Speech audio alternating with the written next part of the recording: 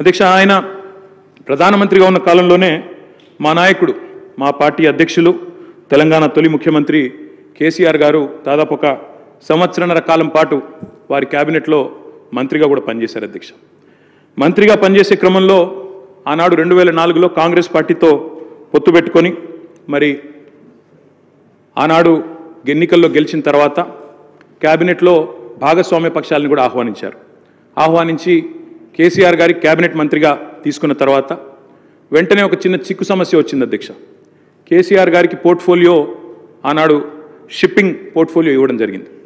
ఇస్తే వెంటనే డిఎంకే వాళ్ళు ప్రధాన భాగస్వామ్య పక్షం యూపీఏలో వాళ్ళు వెంటనే అభ్యంతరం లేవనెత్తినారు. మీరు మాకు కమిట్మెంట్ ఇచ్చారు, మాకు ప్రామిస్ ఇచ్చారు, మీరు వెంటనే మరి వారికి ఎట్లా ఇస్తారో అని అభ్యంతరం పెడితే కేసీఆర్ గారు ఒక్క క్షణం కూడా సంకోచించకుండా వెంటనే మన్మోహన్ సింగ్ గారి దగ్గరికి వెళ్ళి, డాక్టర్ గారు, నేను వచ్చింది పదవుల కోసమో పోర్ట్ఫోలియోల కోసమో కాదు, నేను వచ్చింది నా తెలంగాణ కోసం అని చెప్పి వారికి తిరిగి ఆ షిప్పింగ్ పోర్ట్ఫోలియోని ఇస్తే ఆ రోజు మన్మోహన్ సింగ్ గారు అన్న మాట, అధ్యక్ష, చంద్రశేఖరరావు గారు, మీరు ఏ నిబద్ధతతో ఏ సిద్ధాంతం కోసం ఏ రాష్ట్రం కోసం అయితే వచ్చారో అది ఫలించాలి అని మనసారా నేను కోరుకుంటున్నాను.